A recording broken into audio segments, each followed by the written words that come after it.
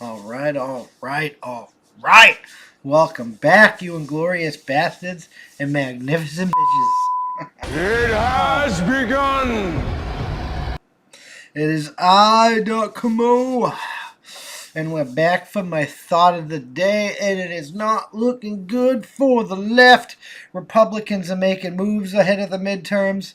Project Veritas, DOJ, the left's controlled DOJ, was violating his First Amendment rights, and it's just good. I mean, it's good to see Democrats lose, but I'm not particularly a Republican fan either.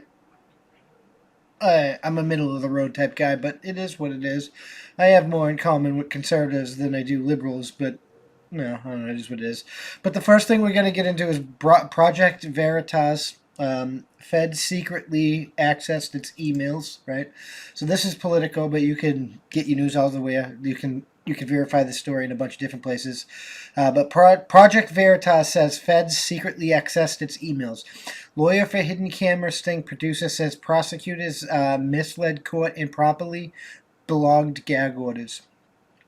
A group that singled out journalists and Democrats in undercover operations contends with the prosecutors misled a federal court and sought unwarranted gag orders during a federal investigation of the group's ties to alleged theft of a diary belonging to the President Joe Biden's daughter Ashley. This fucking diary story just will not end, huh? In November, the FBI conducted pre-dawn raids at a home, and Project Veritas found James O'Keefe in the homes of two other individuals who worked with the group. The agents acted with warrants that allowed them to seize phones and computers to search for evidence and trafficking in interstate property. The raids generated controversy in some circles because Project Veritas identified itself as a news organization, and the use of search warrants against journalists and news outlets is extremely rare due to Justice Department policies and federal law passed in 1980 to limit such steps. And they kicked in his house. They arrested him in his underwear. We've been covering this. It just keeps getting worse and worse.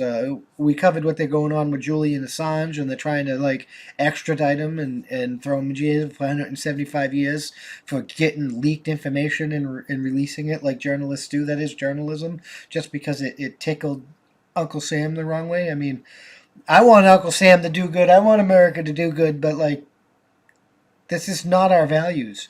This is not what we espouse.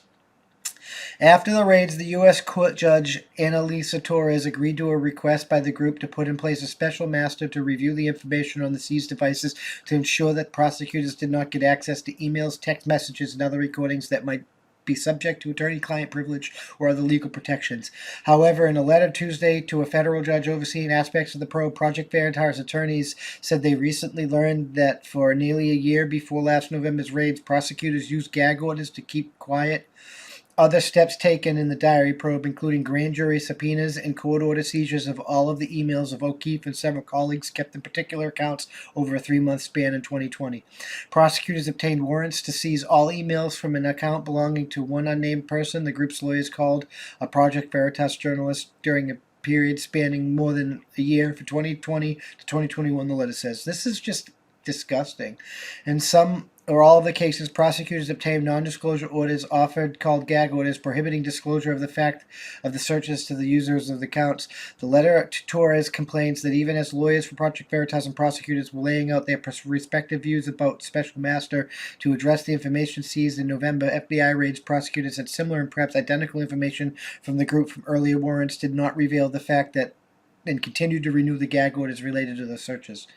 Just continually violating this news company's fucking shit is fucking disgusting to me. The government's failure to disclosure its other private invasions makes a mockery of these proceedings, Project Veritas attorney Paul Kelly and other counsel wrote in a 12-page letter to Torres Tuesday. Kelly complained that the special master review Torres put in place was effectively circumvented because the prosecution had access to the group's records by other means. The government already had in place mechanisms for circumventing these protective processes and invading Project Veritas' First Amendment and attorney-client privileges, the existence of which the prosecutors concealed from counsel and Project Veritas and its journalists, and we believe from a court, he wrote. A spokesperson from the U.S. Attorney's Office in Manhattan, which is overseeing the investigation, did not immediately respond to a request for comment on Tuesday. Yeah, it's because he got called out like a fucking jack. Most of the email searches appear to have been directed to Microsoft, although prosecutors have sought records from Uber about individuals working with a group called Cali.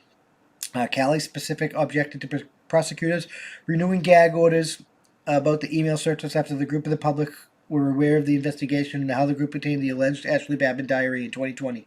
O'Keefe has denied that the group stole the document, but according to the New York Times, prosecutors are probing whether people working at Project Veritas asked others to obtain other of Ashley Biden's effects as the group sought to confirm whether the diary was authentic. O'Keefe has said his group was told that the diary and other materials were abandoned by the president's daughter when she moved out of her home she stayed in temporarily in Florida. The group's letter to Torres says that the prosecutors got year-long renewals of non-disclosure orders to Microsoft in January 2020, more than a month after Torres put in place a special master's mechanism.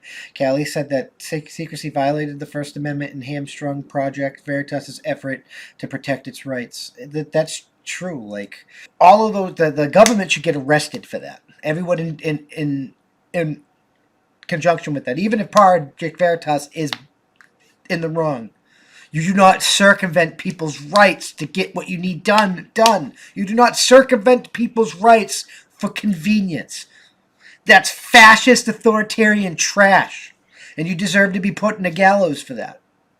You get your due process, but That's how winning is done.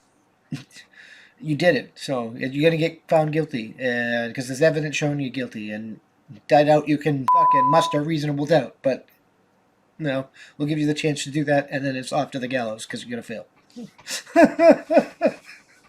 I really... Oh, my God. I've said it once, and I'll say it again.